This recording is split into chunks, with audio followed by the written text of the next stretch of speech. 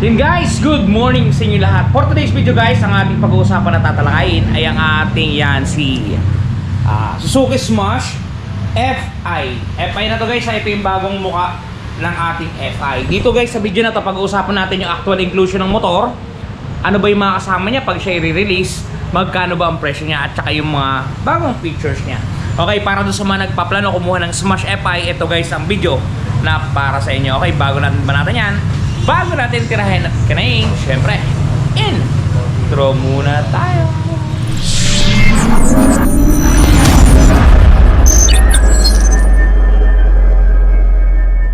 Okay guys, without further ado, ito yung ating pinakabagong Smash FI ngayon guys. Kung mapapansin niyo, yung ating available na kulay ngayon is yung naka-mags, kulay black, kulay red yung kanyang combination. Naka-mag type to guys. Meron din itong naka-rayos, pero itong nanditong available ngayon is naka-mags. Napakaganda guys yung pagkakapintura ng mags na to. Ano siya, yung candy red na yan. Candy red siya na powder coating guys. Napakaganda ng kanyang kulay, di ba? Goods to goods. Ang size ng gulong niya sa harap 70-90-17. Yan. Tube type to guys, pero pwede yung i-convert to sa tubeless. At sa inyo naman, yan yung gantong itsura ng mukha niya, yung kung mapapansin niyo. Meron na siyang parang ano dito guys, oh, yun oh. Butas-butas sa carbon body. Tapos yung ating signal light, bulb type. Bulb type din yung ating headlight.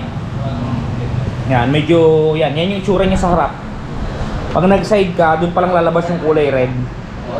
Naka-disc brake yung harapan natin, yung likodan natin ay naka-drum brake. Drum brake yung likod. Tapos yung ating heat guard, kalahating plastic, kalahating bakal. Yan yung design niya. Yan. Tapos ito yung angkasa natin, napakasimple lang. Ito yung tip ng ating tambutso, basic na basic. Meron tayo ditong yan, Smash FI na decals. May para siyang kaliskis dito guys. Yung susian natin guys, meron siyang shutter lock. Yan o. Pwede yung shutter lock to para hindi masundutan ng mga bata yung ating susian. Sa kabila, wala siyang kung ano pa man, wala siyang charger, wala kung ano-ano. Ito yung mga switches natin, meron tayo ditong busina, signal light, hilo ng ilaw. Sa kabila, electric starter lang. Pwede rin itong tadyakan guys ha, meron siyang kick. Tapos ito yung ating panel board, yan kung mapapansin niyo, analog display ng speedometer, analog display ng gasoline gauge. Meron tayong check engine dito na icon, high beam. Yan kung ano-ano pa man. 1 to 4 ang ating cambio, may neutral siya. Yan, kompleto guys, napakalaki kitang-kita.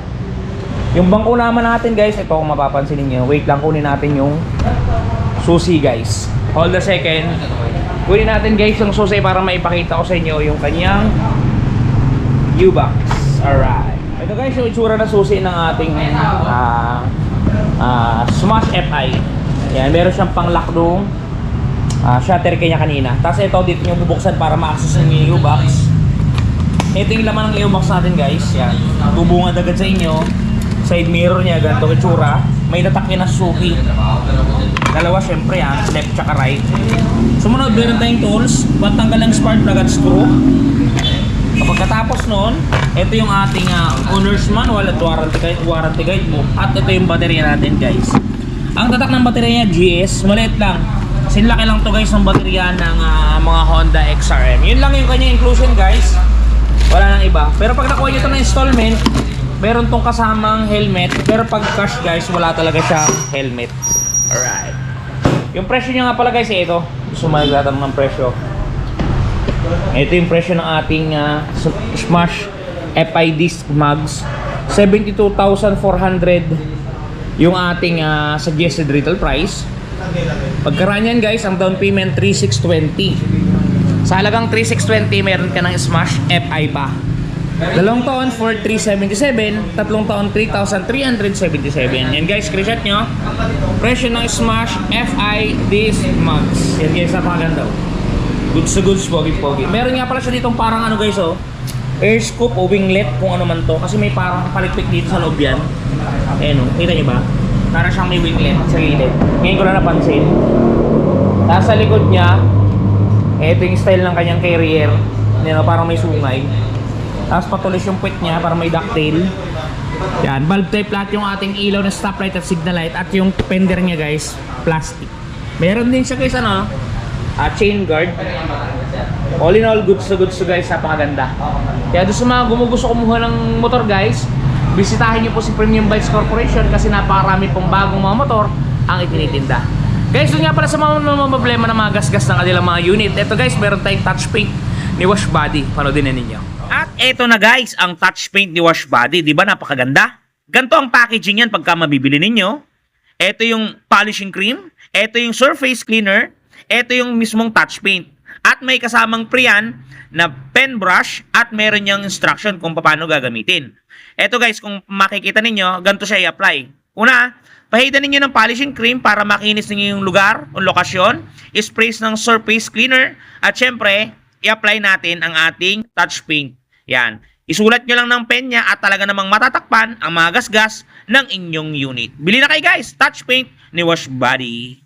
Yan guys, napaka-quality ng touch paint na yan. Kaya kung ako sa inyo, i-try nyo na ang touch paint ni Wash Body. Yan, napaka-good siya. Yan guys, sa mga gusto ko mo ng motor, bisitahin nyo guys si Premium Bikes. Napakaganda ng motor dito. Napakalalaki pa ng rebates.